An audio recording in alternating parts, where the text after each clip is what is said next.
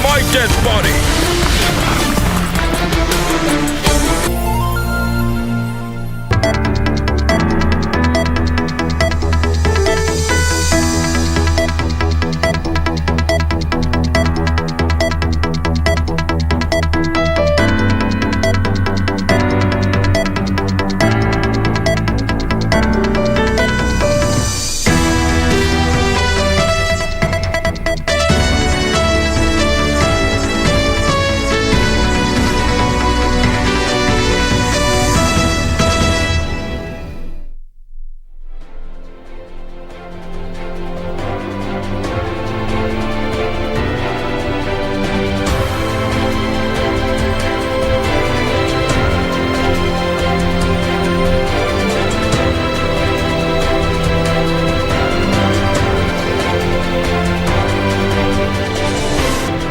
Mpenzi mtazamaji popote pale ulipo, ni matumaini yetu kwamba umeshinda vyema. Hujambo na karibu kwenye taarifa za Darubini ya Channel 1.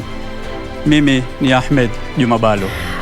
Nami naitwa Beatrice Gatonye mtangazaji, na hivi leo baadhi ya taarifa ambazo tumekuandalia. Kuna taarifa moja nzuri sana na singependa uikose mtazamaji, kuhusiana na safari ya mwanamke wa kwanza kuapishwa kama jaji mkuu hapa nchini, Martha Koome. Hivi leo amekuwa afisini kwa siku 100. Naam. Imekuwaje? Sarafina Robi ambaye pia ni mtangazaji wetu hapa amekuandalia taarifa hiyo kwa kina. Baadhi ya taarifa zingine pia ni kuhusiana na COVID-19 hapa nchini na siasa na mengineo. Na mtazamaji, kwanza tuanze kwa vidokezo.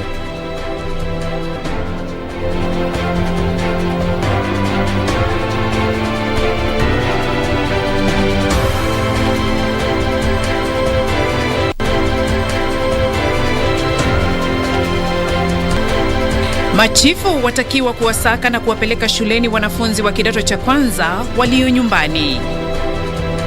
This donation certainly and obviously could not have come at a much better time. Kenya yaimarisha kampeni ya utoaji chanjo, dozi zaidi zikiwasili humu nchini.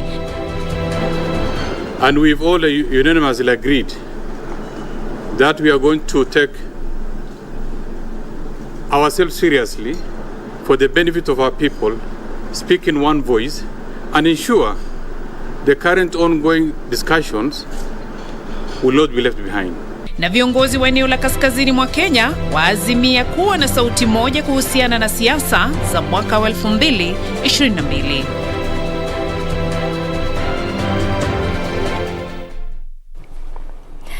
Karibu mtazamaji kwa taarifa hizo na nyinginezo. Mtangazaji wa ishara jioni ya leo ni Lucy Mwaura. Karibu. Serikali za kaunti zimelalamikia hatua ya serikali za kudhibiti zaidi ya shilingi bilioni 60 za hazina ya malipo ya uzeeni ya wafanyakazi katika serikali za kaunti. Kupitia kwa baraza la magavana, serikali za kaunti zinadai kuwa mpango wa Lab Trust na hazina ya malipo ya uzeeni ya kaunti sio mali za serikali, na hivyo hazipaswi kudhibitiwa na serikali, kuambatana na arifa iliyotolewa na mkuu wa utumishi wa umma. Magavana wanashikilia kuwa pesa za hazina ya Lab Trust na zile za malipo ya uzeeni haziko katika marekebisho yaliyofanyiwa sheria ya kusimamia mashirika ya serikali kiasi cha kudhibitiwa na serikali ya taifa. Lab Trust and CPF do not receive, spend or manage any funds from or on behalf of the national government to warrant the pervasive control and directions embedded in the purchase directives. Kwa mujibu wa magavana, mpango wa Lab Trust ulibuniwa chini ya sheria za serikali za kimaeneo ambazo zilibadilishwa kuwa sheria za serikali za kaunti mwaka 2012, na hivyo basi serikali ya taifa haipaswi kutafuta udhibiti wa mpango huo.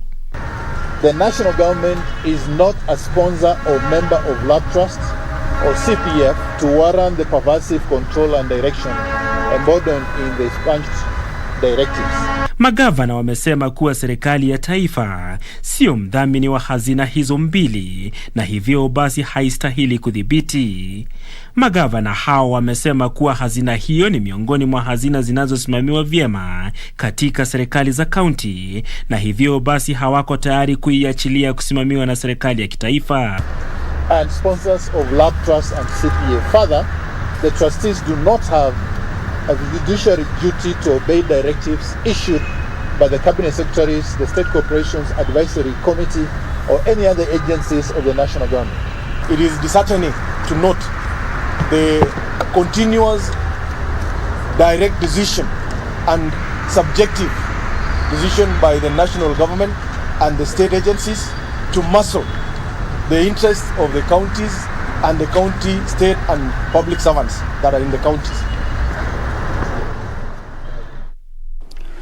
Waziri wa Elimu Profesa George Magoha amewataka machifu na manaibu wao kuwasaka na kuwapeleka shuleni wanafunzi wa kidato cha kwanza waliosalia nyumbani.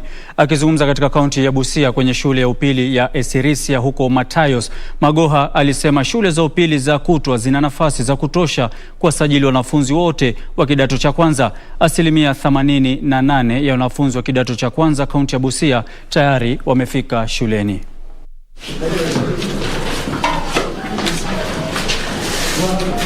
Let all the children go to school as we address the infrastructure problem. We have continued to address the infrastructure problem, but it may also, you may also know that up to 47% of all schools in the country are not filled to capacity.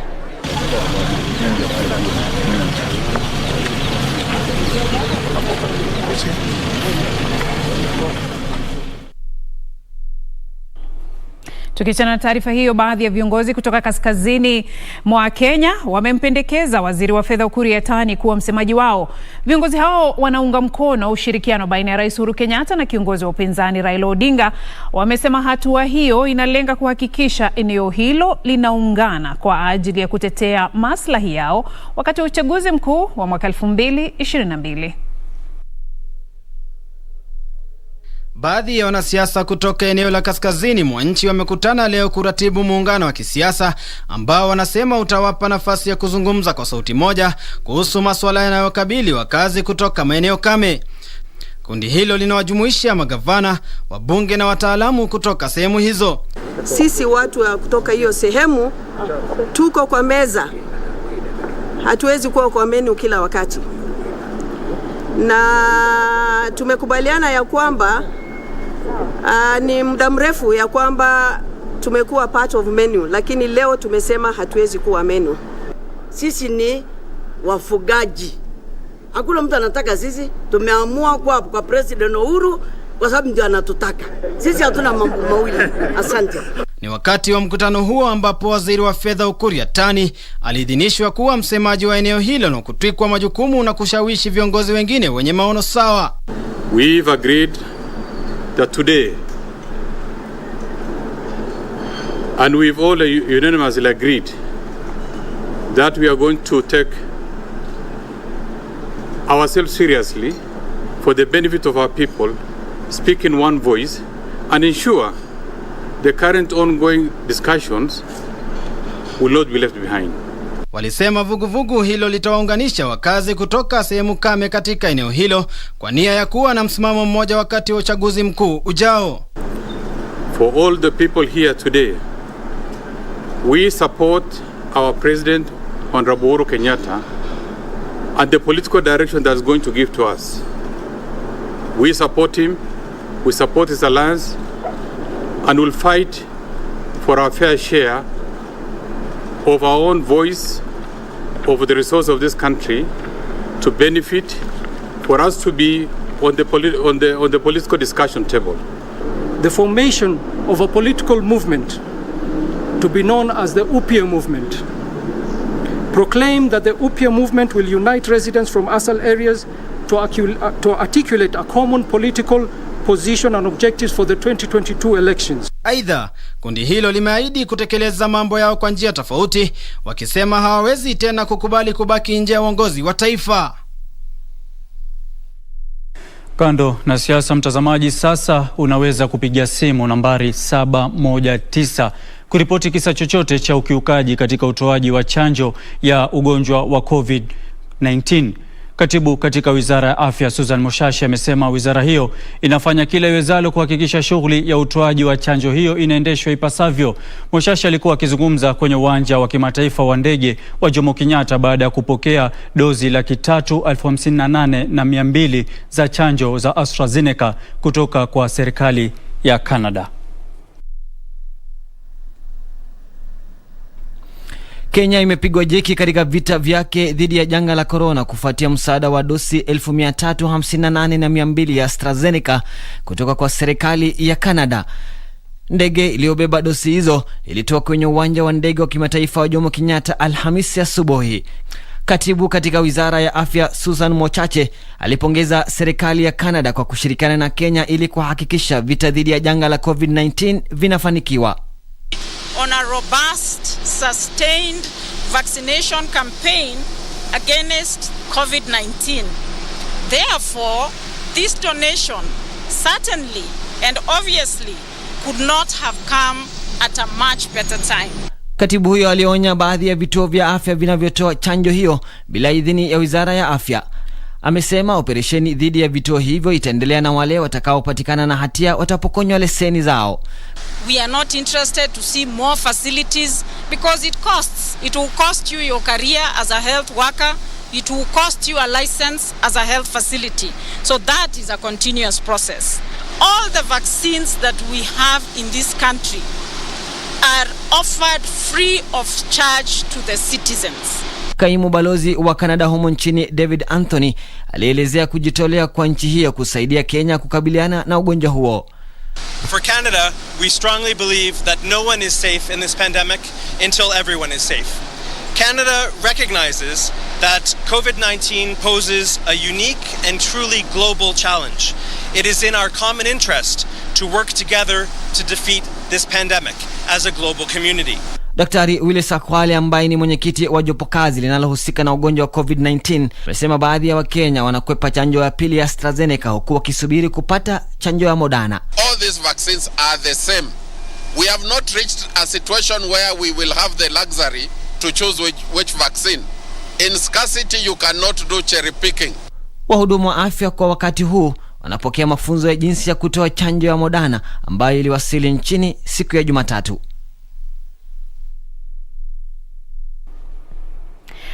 Tukiachana na taarifa hiyo, mtazamaji, Kenya imerekodi visa vipya 970 vya maambukizi ya ugonjwa wa COVID-19 kutoka kwa sampuli 7,940 zilizofanywa uchunguzi chini ya saa 24 zilizopita. Kiwango cha maambukizi nchini sasa ni 12.2. Watu 7 zaidi wamefariki kutokana na ugonjwa huo kulingana na takwimu za Wizara ya Afya.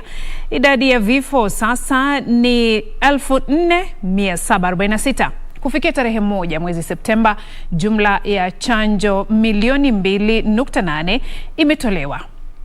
Kimataifa ni kwamba watu milioni 218 wameripotiwa kuambukizwa ugonjwa huo huku idadi ya vifo ikiwa milioni 4.5 kulingana na chuo kikuu cha Johns Hopkins.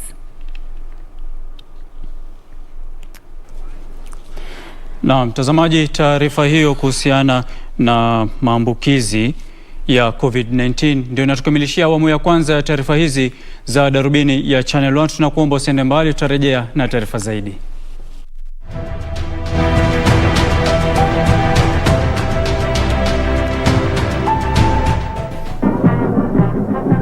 Tarehe mosi Juni mwaka 1963, Kenya ilijinyakulia serikali ya ndani kutoka kwa Uingereza.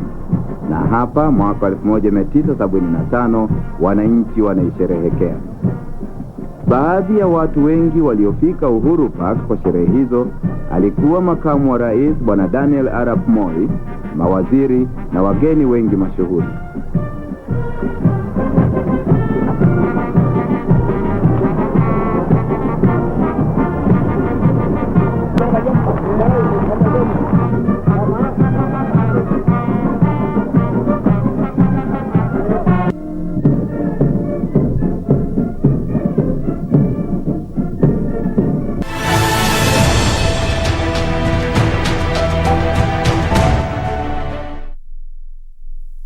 Kupata baba anakuja kama skiza tune, bonyeza *811 *967 hash. Nani napiga?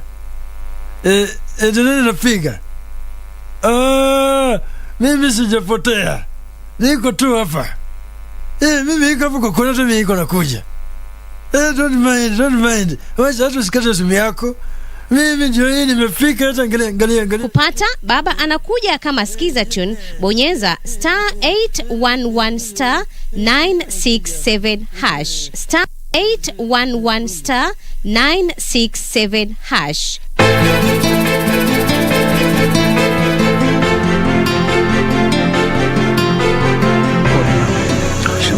Sikujua kama alikuwa ametoka kwenye boma.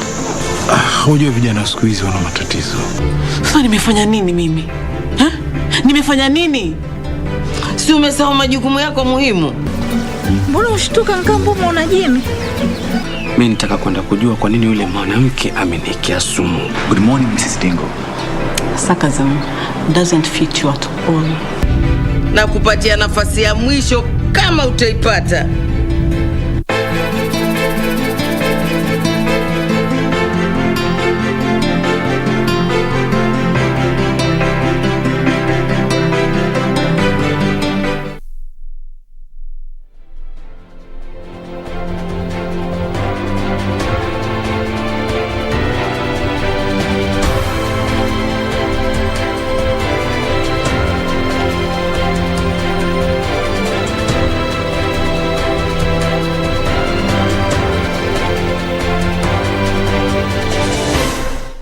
Mtazamaji, unaendelea kutazama Darubini ya Channel 1 jioni Darubini ya Channel 1 jioni ya leo. Hii ni awamu ya pili.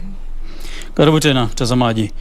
Naibu wa Rais William Ruto amesema waziri wa usalama wa kitaifa Dr. Fred Matiang'i alitumia kikao cha bunge la kitaifa kuhusu utawala na masuala ya usalama kumpiga vita kisiasa akitumia takwimu zisizokuwa za kweli. Hapo jana waziri Matiang'i alifika mbele ya kikao hicho na kukana madai kuwa naibu wa rais aliondolewa walinzi wake na kusisitiza kuwa alibadilishiwa walinzi.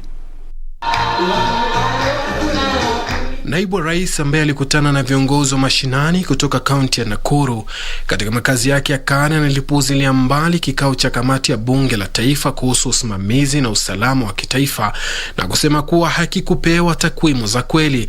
Alikanusha madai kuwa anamiliki baadhi ya vitu vilivyoorodheshwa na waziri wa usalama wa kitaifa Fred Matiang'i. Kama ile wanisema ati mimi niko na 10,000 eka hasuko ya ADC, mimi sina. So hiyo waende watoe. Alafu tena niwasaidie kidogo. Walisahau pia kuweka shares. Niko na shares 400,000 ya Safaricom. Wangeweka hiyo. Na pia wangeweka kama kuna askari pia wanalinda huko. Wangeongeza hiyo. Naibu wa rais alisema kuwa idadi ya maafisa wa usalama wanaomlinda iliongezewa chumvi kwa nia ya kumharibia jina. So wamejaribu, si mbaya, wamejaribu kufanya hiyo lifestyle audit ya William Ruto. So sasa wangeendelea sasa na hiyo lifestyle audit, tuende kwa mwingine, iko namna hiyo. Ndio maneno ikae sawa sawa. What is the problem? Hata hivyo, Dr. Ruto alisema kuwa inasikitisha kuwa swala muhimu liliingiziwa propaganda za kisiasa. Sasa hao wametusaidia ndio ijulikane wazi, sio lazima ukue maskini ndio ukue hustler. Hustler is a different thing. Na hustler haitakuwa vita kati ya watu maskini na tajiri. Wabunge walioandamana naye walisema kuwa utekelezaji wa sheria kwa mapendeleo huenda ukaathiri umoja wa taifa hili. Walisema kuwa ukaguzi huo wa maisha na mali za naibu wa rais ulikuwa bandia. We expect that committee will come and visit this official residence. Hii ni mali ya serikali na ya Wakenya. Hawa maaskari wanasema sijui 100 na ngapi wako hapa, wakuje watuonyeshe ni huyu na majina yao. When you go around and you say ati kuna 15,000 acres ya ADC inachungwa na AP, why did you come with the title deed yenye inaonyesha kwamba hiyo 15,000 acres it is owned by William Ruto? How can you tell us that it has taken you 9 years, 9 good years after deputy president amekuwa deputy president for 9 years to realize that ni GSU wako kwa gate? It takes you 9 years kugundua hiyo. Matiang'i alitaja mali 10 na maafisa wa usalama waliokuwa wakilinda mali hizo, huku akisema kuwa ulinzi wa naibu wa rais haukuwa umepunguzwa au kuvurugwa. Suleiman Yeri, Darubini. Shukran Suleiman Yeri kwa taarifa hiyo. Kiongozi wa upinzani Raila Odinga amesema mchakato wa marekebisho ya katiba wa BBI umechukua mapumziko na utarejelewa kuidhinishwa na kutekelezwa wakati ufao. Akizungumza alipokutana na viongozi pamoja na wafanyi biashara kutoka kaunti ya Meru, Raila alisema azma yake kwa taifa hili ni umoja wa Wakenya na ufufuzi wa uchumi kwa manufaa ya raia wote wa taifa hili.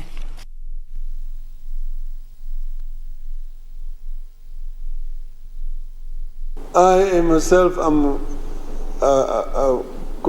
convinced that BBI had a solution to our problems. And you just say we put it on the side right now, but we will ensure that it is implemented. We will ensure that it is implemented for the good of our people. There are some of it which were not even constitutional amendments, like in putting up a fund, a youth fund, which the youth can be able to go and borrow from without having to pay any interest for 7 years, so that they're able to start up new ventures. That is something that can really be implemented. And then the word fund is also not illegal. They are not being declared illegal by any court. The Youth Council are not being declared illegal. So those aspects of BBI, which we can salvage and bring through Parliament, we are going to continue that journey.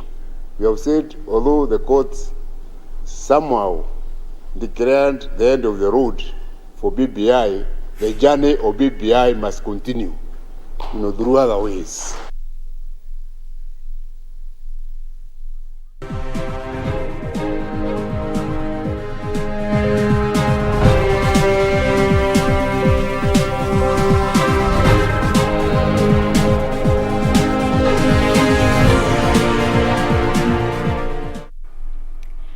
Mtazamaji mwenzangu Juma Bhalo amesonga upande ule mwingine, atakuwa akikuletea za spoti kwa niaba ya mwenzetu Timothy Kipnusu. Tuangazie za biashara. Kampuni zinazotoa habari kuhusu mikopo ambazo hazijaidhinishwa zinatakiwa kujiandikisha kuambatana na sheria kabla ya tarehe 31 mwezi Disemba mwaka huu ili kuendelea kufanya biashara humu nchini. Hii ni kulingana na chama cha kusambaza habari kuhusu wateja wanaochukua mikopo ambacho kinasema sheria hiyo ilibuniwa kutokana na malalamishi mengi kuhusu usambazaji habari za wateja wanaochukua mikopo na kulindwa kwa habari muhimu kuwahusu wateja.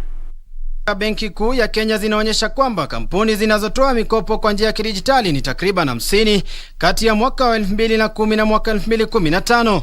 Kufikia mwaka wa 2019, idadi hiyo iliongezeka hadi 2600 na baadaye idadi hiyo ikapungua na kufikia 2000 kutokana na malalamishi kutoka kwa Wakenya kwamba wanatozwa ada za juu na kampuni hizo. People have complained that of course you are aware about how the data in the phone book is being misused. Others have complained that the lenders threatens them that if you don't pay by this date, I'm putting you to the CRB. I'm pushing you to the CRB. That is harassment. Today's launch of an industry code of conduct approved by the central bank signals the birth of a strong industry ownership regime and propels a very remarkable new phase. Kwingineko, kumekuwa na upungufu wa 12.7% wa ushuru unaotolewa na benki mbalimbali nchini mwaka 2020 wa kima cha shilingi bilioni 100.8 kutokana na madhara ya janga la COVID-19 na hatua ya serikali ya kupunguza ushuru unaotozwa kutoka kwa mapato. The economy experienced a depressed performance and the quality of assets, with provisioning for loan losses increasing by 47.5% to 198 billion from 134 billion in 2019. Benki zinakadiria kuwa kutakuwa na ongezeko la mikopo ambazo hazitakuwa na mapato ya juu kutokana na janga la COVID-19. Hatimaye, benki ya Kigali imepunguza ada zinazotozwa mikopo kutokana na ugonjwa wa COVID-19 hadi 4.1% kutoka 47% ya jumla ya mikopo yake.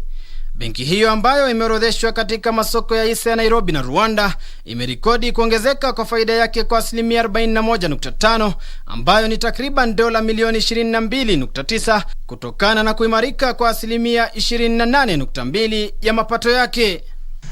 You recall that we had a second wave of COVID in the first half of the year. We also had a second wave of COVID towards June.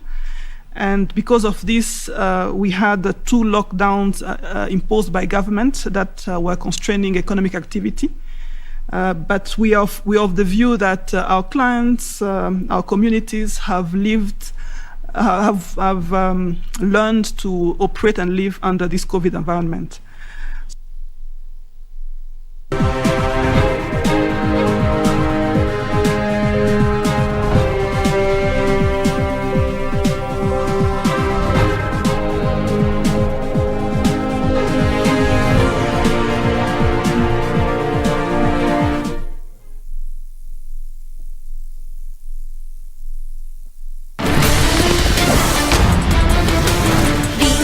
Is dangerous.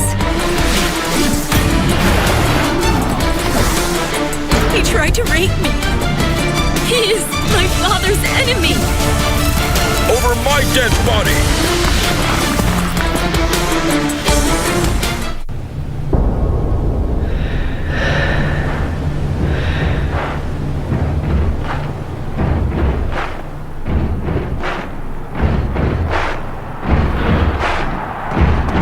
The excitement of the Olympic Games doesn't just stop there, as the biggest para-sports event, the 2020 Paralympic Games, gets underway from the 24th of August to the 5th of September in Tokyo, Japan. So, get ready to be inspired by these sportsmen and women with outstanding abilities, and look out for Team Kenya too in their quest for glory by watching all the highlights daily on KBC Channel 1, your true sports partner.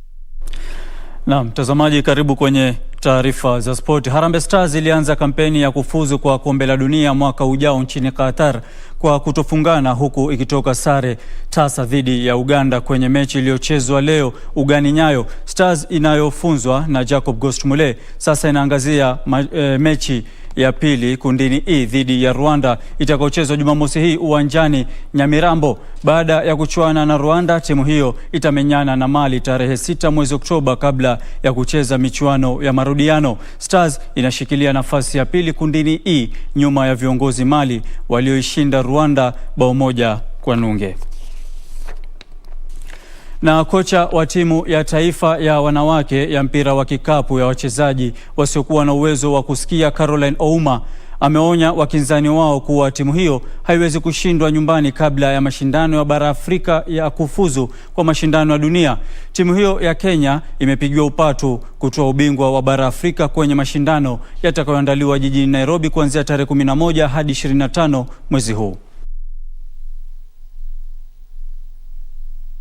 Timu ya taifa ya mpira wa kikapu ya wachezaji wasiokuwa na uwezo wa kusikia inaazimia kucheza kwenye makala 24 ya mashindano ya dunia yatakayoandaliwa nchini Brazil mwaka ujao kwa kujikatia tiketi yao kwenye mashindano ya bara Afrika yatakayoandaliwa humu nchini baina ya tarehe 11 na 25 mwezi huu. Mashindano haya ya bara Afrika yamevutia mataifa 16 yatakayoshiriki kwenye faini za soka na mpira wa kikapu. Licha maandalizi yao kukumbwa na changamoto tele yaliyoilazimu timu hiyo kufanya mazoezi katika ukumbi mmoja na wenzao wa kiume uwanjani Kasarani kwa muda wa majuma mawili sasa, kocha Caroline Ouma ana imani kuwa timu hiyo itaandikisha matokeo ya kuridhisha. Last time we had games like this was in 2017, I think. And at that time, basketball was not so much out there. because it was just in Nairobi. But right now we have basketball in Kajiado, we have basketball in Ngong, we have basketball in Kisumu, in Nyeri. So the game is growing. So right now the game is growing, so the future is bright. Aidha, kocha Ouma amewataja nahodha Mercy Mideva na Maslin Nekesa kama baadhi ya wachezaji wake wa kutegemewa. I really hope that we must win because the Kenya Deaf team is going to be the host of the championship. So we really need to play with an objective of winning and making Kenya proud. Nahodha Mideva amesema mashindano haya yatawapa fursa ya kuonesha umahiri wao kwenye mashindano hayo ya bara Afrika. Na kocha wa timu ya taifa ya raga ya wachezaji 7 Innocent Simiyu ametaja kikosi cha wachezaji 15 kitakachoanza maandalizi ya mikondo miwili ya mwanzo ya msururu wa dunia wa HSBC itakayoandaliwa nchini Canada. Simiyu amewapa fursa wachezaji 9 wageni kabla ya mikondo miwili ya ufunguzi. Mkondo wa kwanza ukiandaliwa mjini Vancouver tarehe 18 na 19 mwezi huu na wa pili mjini Edmonton tarehe 25 na 26 mwezi huu. Miongoni mwa wachezaji waliotajwa ni Harold Anduvate na Derek Keyoga wa Menengai Oilers, Harman Humwa wa Kenya Harlequins, Alvin Marube wa Impala na Andrew Matoka wa Strathmore Leos. Baada ya mikondo hiyo ya ufunguzi, timu ya Kenya itarejea nyumbani kujiandaa kwa mikondo ya 3 na 4 itakayoandaliwa huko Singapore na Dubai mtawalia.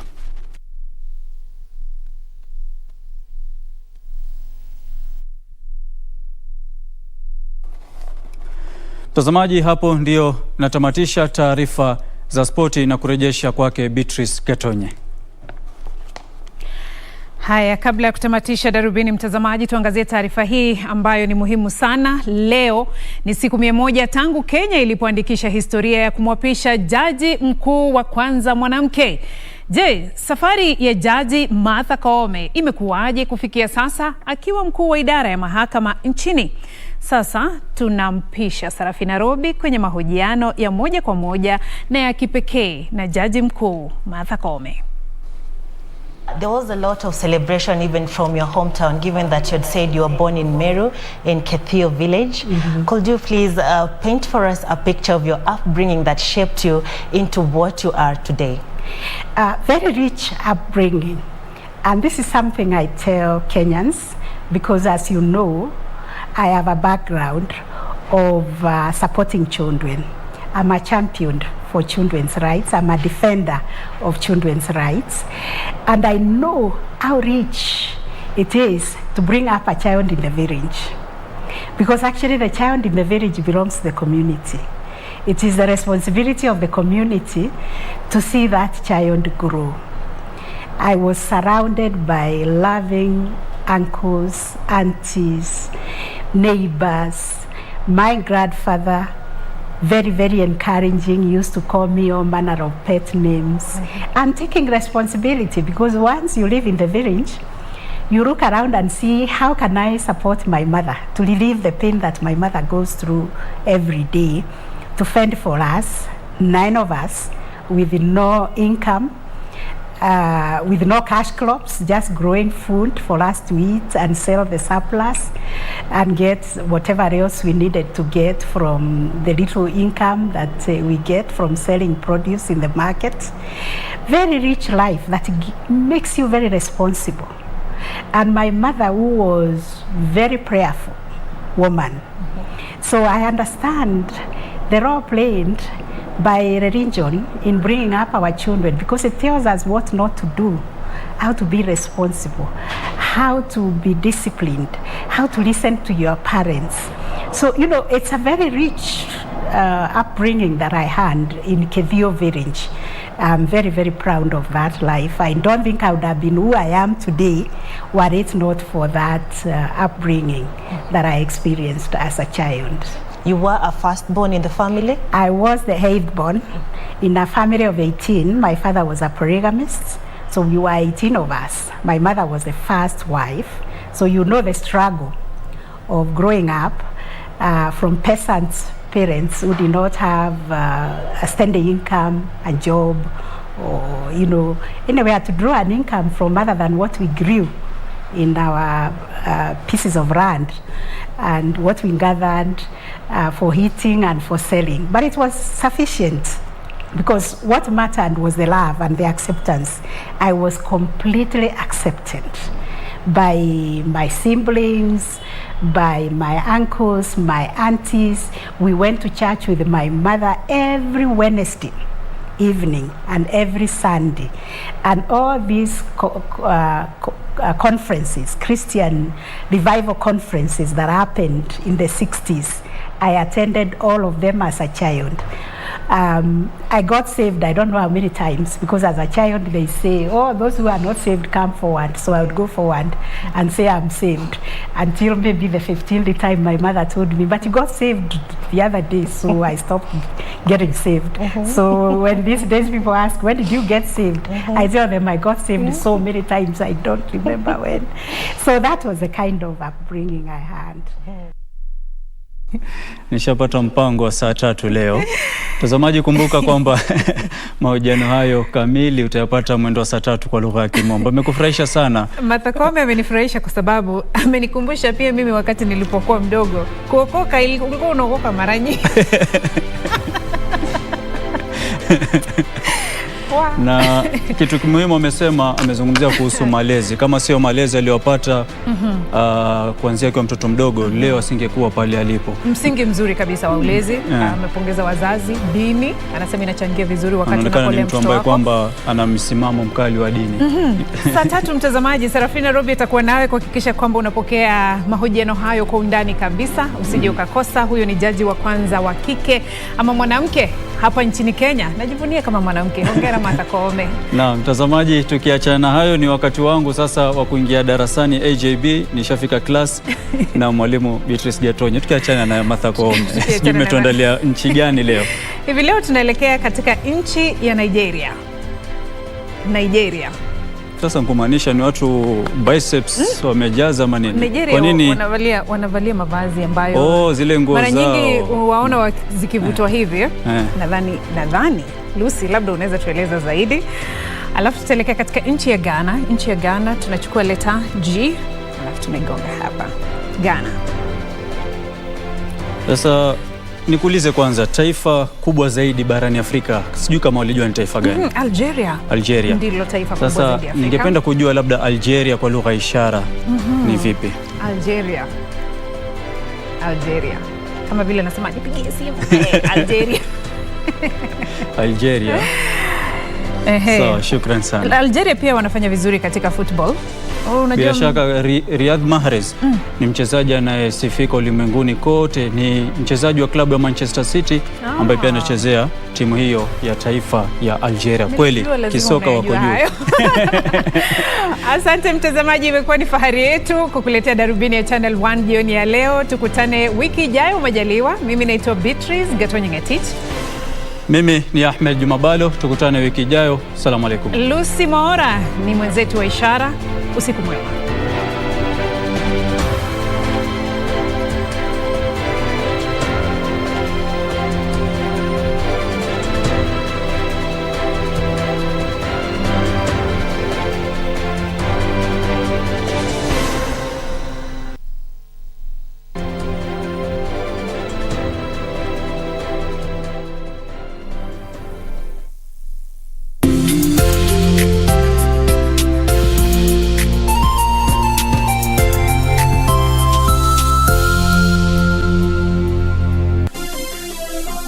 Vera Beauty College. Vera Beauty and Fashion College with branches in